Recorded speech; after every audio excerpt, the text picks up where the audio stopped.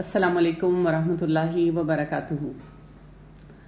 Nahmaduhu wa nusalli ala rasulihil kareem amma ba'd fa'auzu billahi minash shaitanir rajeem. Bismillahir rahmanir rahim. Rabbi shrah li sadri wa yassir li amri wahlul 'uqdatam min lisani yafqahu qawli. This is a topic that we are starting today. It's a topic which is very close to my heart. This is based on a book, Love-1, and I can give you a small experience that I had and which used to frustrate me, and many of you who would be going through similar scenario would be having same kind of feelings. I had been interacting with youth for like over 10 to 12 years. One of the common challenges that you come across is especially related to relationships, and I'm not just talking about relationship with the parents or family members or siblings, but haram relationship. Girls are studying in universities, colleges, and they intentionally, unintentionally get involved with someone. And then after a while there is a guilt which starts killing them. What I am doing is not right. I shouldn't have been engaged in this kind of relationship. Then they're going around in circles talking to people what they can do now. They have a couple of options. When they go to their friends and they talk to them and discuss about this guilt that they have, the only answer they get is, oh, it's okay, after all, human being, and it's your heart and it's not in your control and you didn't intend to do it, and he would marry you, and it's so nice. You actually found your soulmate. So you satisfy yourself, you move on, and then after a while you again get this guilt. Where do you go now? You look around for some mentors, but you're so scared you can't talk to your parents about it because you know you'll get a big thrashing. You can't talk to sometimes your teachers because obviously you know they are going to give you these looks that, astaghfirullah, I thought of her as a very nice straight girl, look what she's up to. Even if you sometimes look up at some religious figures, all they can tell you is, this is haram and don't get involved in it. Basically, this was what the scenario I faced, and I would always look up at the situation of these girls and think, it's not that simple. They won't be able to come out of this relationship like this, snap out of that relationship. It's not that easy. And I was also looking for answers. I was trying to explain things to them. I myself would avoid having these girls get in touch with any senior because I knew what the outcome would be. The girl would be more frustrated and she will be more deeper into that relationship rather than coming out of it. And a couple of years back, Ustaza started teaching this book, Love-1, which is written by Imam Qayyim ibn al-Jawzi, who is the scholar of his time. And I just fell in love with this book for this reason, that this is a huge book. It has 114 chapters. And in these 114 chapters, Imam Qayyim ibn al-Jawzi is explaining the whole process. What went wrong? What you should understand about these relationships, about love, why your heart felt this way, and how you can safeguard yourself against all these fitnas, how you can streamline yourself. I realized, which I had always realized, that answer to such problem is not simple yes and no. If this is haram, just give up on it. Answer is you try to actually work on that person, teach them coping mechanisms so that they can stabilize themselves. And then people like us who are into doing dawah, we can also understand these principles. And when we are dealing with youngsters, our friends, our cousins, our colleagues around us, at some stage juniors around us, we can guide them based on these principles in a better way. I'll be rushing through, since you're Quran students, so many of the concepts you're studying in Quran and you will be able to understand. Little more background into this book is that there was a man who was heartbroken. He was moving from one person to another, trying to find solution that, okay, I had been engaged in something which was not right and appropriate, but now this agony is killing me. The heartbreak agony is killing me. What am I supposed to do for that? he was referred to Imam Qayyim ibn al-Jawzi, who was, as I said, scholar of his time, and at the very same time, he was also expert in tib. So he was a spiritual healer and he was also a clinician, a doctor. How he communicated with Imam Qayyim ibn al-Jawzi was, I am in great trouble. I have lost hope in everything and this depression is killing me inside. It feels like I'm loser in this life and also in hereafter. I have taken every possible step to cure my heartache. I simply can't forget her. She rules my heart and day in and day out, I only dream of her, even after the breakup. In this effort, I have been to many experts for treatment. Is there any hope for me? Is there any cure for my aching heart? You are my last hope. May Allah have mercy on me and save everyone from this kind of misery. Ameen. So if you look at this letter, this is a desperate call out of anyone who is going through this misery, and we are loaded with such people in our community. Actually, if you ask me, people are not helping them out. Because of this depression, we see girls, even boys, going into self-harm, suicidal ideation, and trying to kill themselves. And in this book, you will notice amazingly how Imam Qayyim ibn al-Jawzi is going to connect everything. I mean, it's so beautiful and applicable in these times as well. And I feel that we are obliged to Ustaza for teaching us this book. I would highly recommend that you start listening to the sessions which are online of Dua Shafi by Ustaza Dr. Farhat Hashmi. The first and foremost what we have to see is, as Allah subhanahu wa ta'ala tells us in Surah Al-Isra, verse number 82, وَنُنَزِّلُ مِنَ الْقُرْآنِ مَا هُوَ شِفَاءٌ وَرَحْمَةٌ لِلْمُؤْمِنِينَ وَلَا يَزِيدُ الظَّالِمِينَ إِلَّا خَسَارًا. We send down stage by stage in the Quran that which is healing and a mercy to those who believe, and to the unjust it causes nothing but loss after loss. Meaning, if there is a disease, there is a proper cure for it. And we have to explore those possibilities, how we can move someone towards the cure.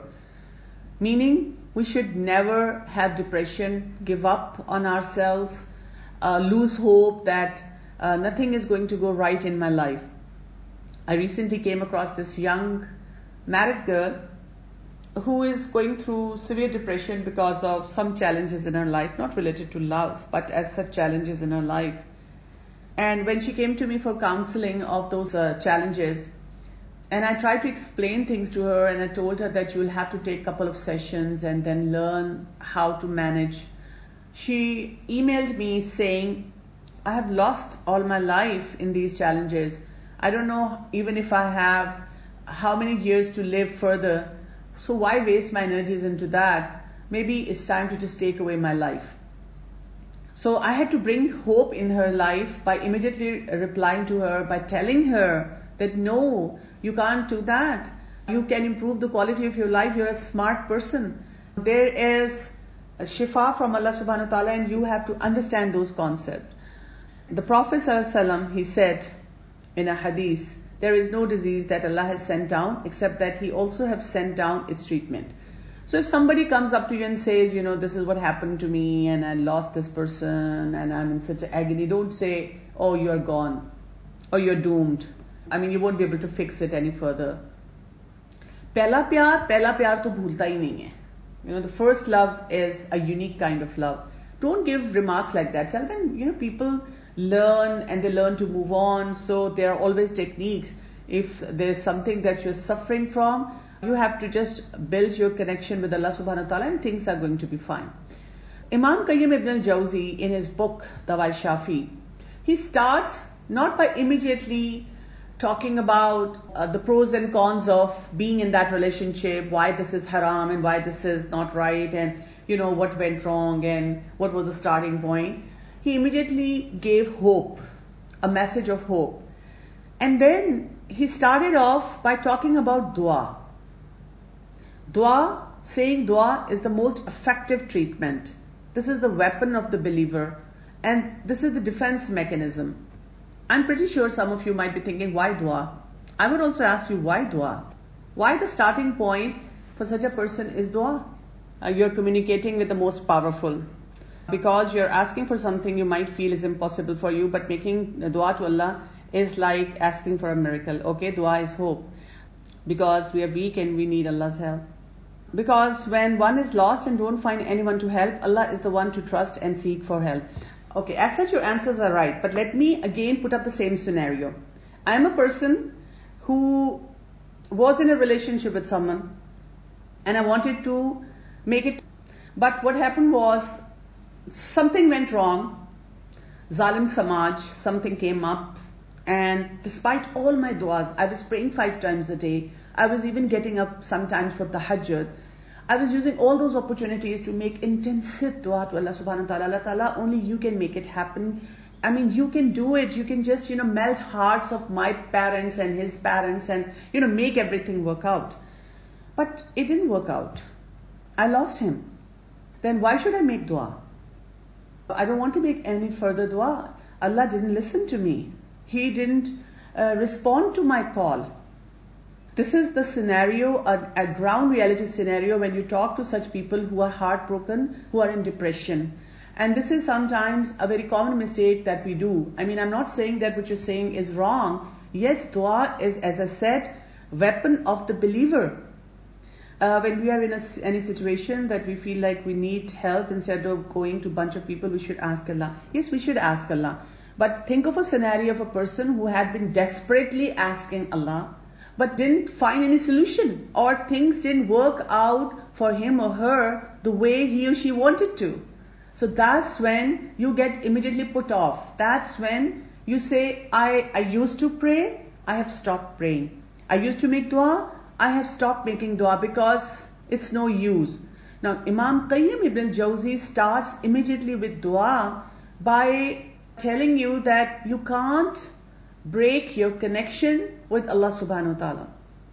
That's what you have to do, okay? You have to immediately tell yourself that dua is something which is your connection. Because a lot of time, as I said, if someone has been desperately making dua, trying to connect to Allah subhanahu wa ta'ala and comes to you for help and you say, aap dua manga kare, you should make intensive dua. And she just looks at you and says, what do you know? I had been making dua for like last 2 years, 5 years, 3 months, very intensive dua, and it didn't happen. I'm not making duas anymore. And she's going to outright reject you rather than getting connected to you. So yes, you are going to tell that person to make dua, but you are going to now show them the right dimensions of dua. And also remember for your own self how dua helps. The Messenger of Allah sallallahu alaihi wasallam said, only supplication averts the decree, only kindness prolongs life, and a man is deprived of provision for a fault he commits. You start explaining to them indirectly, not saying that you keep still making dua, if it is good for you, it will happen in your life. And your friend might be saying, but I know this is good for me. And if duas are answered 100%, how come he is not coming back to me, or things are not working out for me? So you start explaining to them these concepts, that dua is something which can avert your taqdeer, your qadar, whatever is written in qadar. Then you have to give them some basic dua rules. The first rule is, if you are making a dua, if there is an issue that you're facing, okay, and you're trying to resolve that issue, and then you're making dua. So if the power of your dua is more than your issue, then your problem will be solved.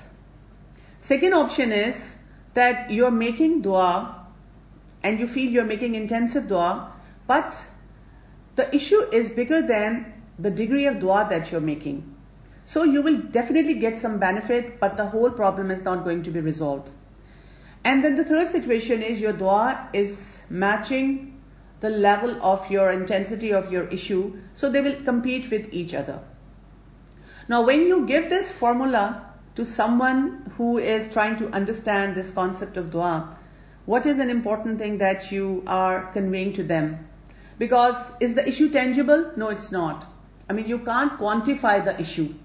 Is dua tangible? No, it's not. It's also something that you can't wait. This year I'm going to use for my dua, and I'm going to put the dua and issue in 2 scales, and if they match, that's how I know it. So the bottom line is, you have no idea that what is the quantitative situation of my dua versus my issue. So the bottom line is, you keep making duas.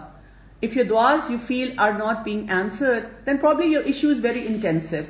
So basically through this concept, what you're trying to do is telling that person who is losing hope, going towards depression, going away from religion and religious values and from the mercy of Allah subhanahu wa ta'ala, you're telling them to come back to that mercy.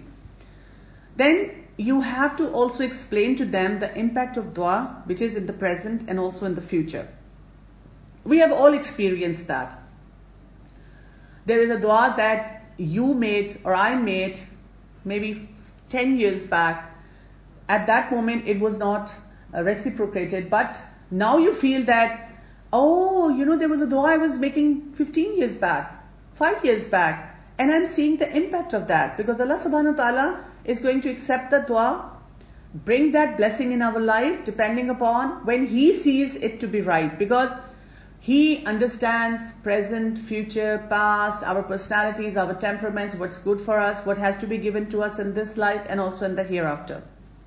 The concept that you're trying to convey to them is pour your heart out to Allah subhanahu wa ta'ala. Keep talking to Him rather than putting up posts on Instagram, Snapchat, and then when you're saying, I'm so sad today, and then there are 200 messages for you, what's wrong? And then you're like, PM me, and then inbox me, and then you are putting up sad songs, sad pictures, sad logos, sad memes.